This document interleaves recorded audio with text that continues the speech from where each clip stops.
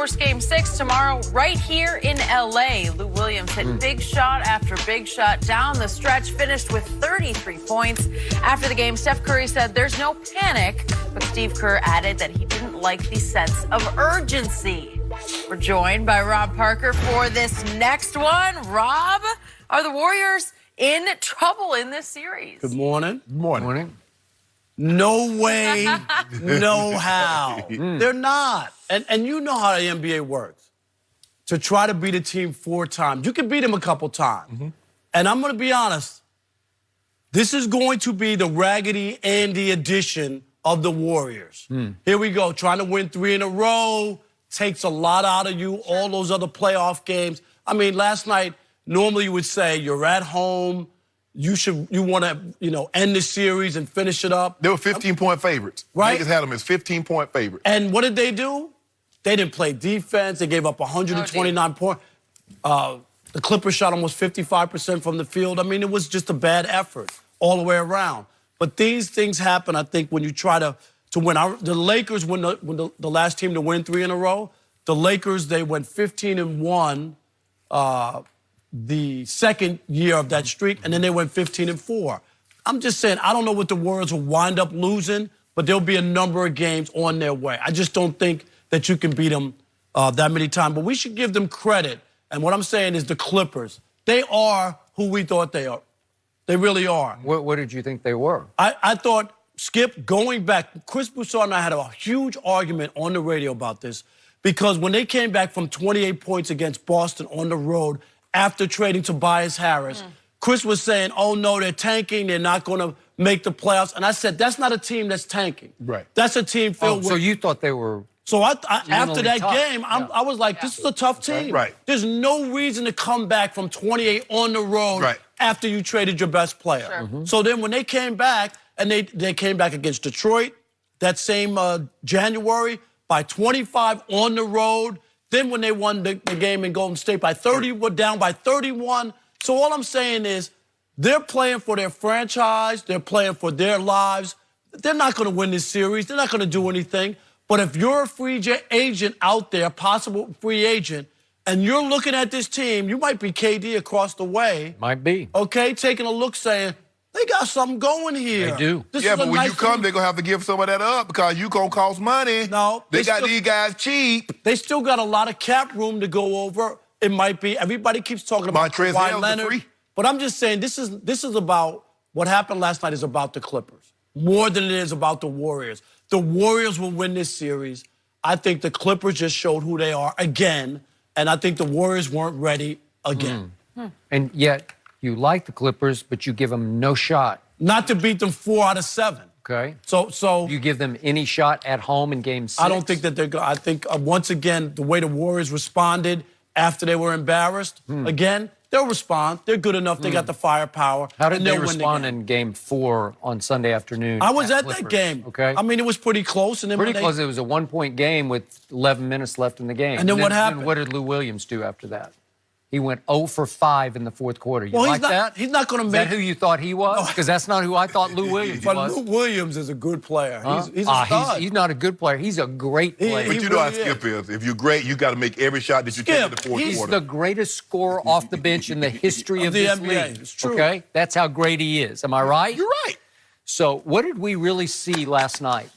We saw the Warriors, and again, I'm playing off what Steve Kerr, we just heard him say, we didn't play with the urgency. I saw great urgency from the Warriors in the first quarter. They made 8 of 10 threes. How many times are you going to make 8 of 10 in the first quarter? 8 of 10 three-point shots? Should that not send that other team on vacation early? Should that not be the end of that night for the Most teams it would, Skip. I not agree this with you. team, which is why Doc has said again and again, most resilient team I have ever coached. Mouthful from Doc Rivers. He's coached a whole bunch of basketball Won a in this league, championship, right? too. So what happened to me was the Warriors on offense played a very good game last night, and it wasn't good enough because the Clippers played a better game. It was head-to-head. This wasn't an aberration. This wasn't a fluke. Game 2, you can say fluke. Down 31. Take Biggest your foot off comeback the in the gas. history of the NBA, right? All right, no fluke. Head-to-head, we beat you in your house. What have we seen routinely from the Warriors in their house this year? They've lost 8 games at home by 20-plus points. I'm sorry, 8 games total by 20-plus, 6 at home. 6 at home. They lost at home to Dallas by 35, to Boston by 33.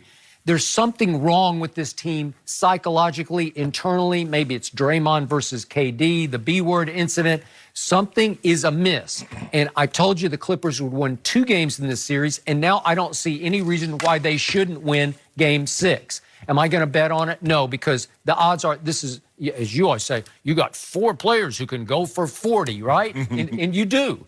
But again, they're a troubled basketball team, and my gut is telling me they're not going to win Game 6. They're going to have to go win Game 7 at home. And that is going to be a spectacle because I don't think that'll be a cakewalk for them in Game 7. You mentioned that Golden State made 8 of 10 3-points in the first quarter.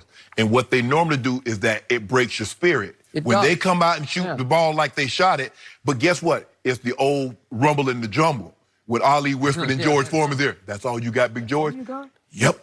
Yep. So well, hit me again. Yeah. So the Clippers are like, that's all you got? Yep, that was it. Because you go 8 of 10 in the first quarter, you're expecting to be up, Skip, 10 to 15 points, maybe even 20. But you're up 4.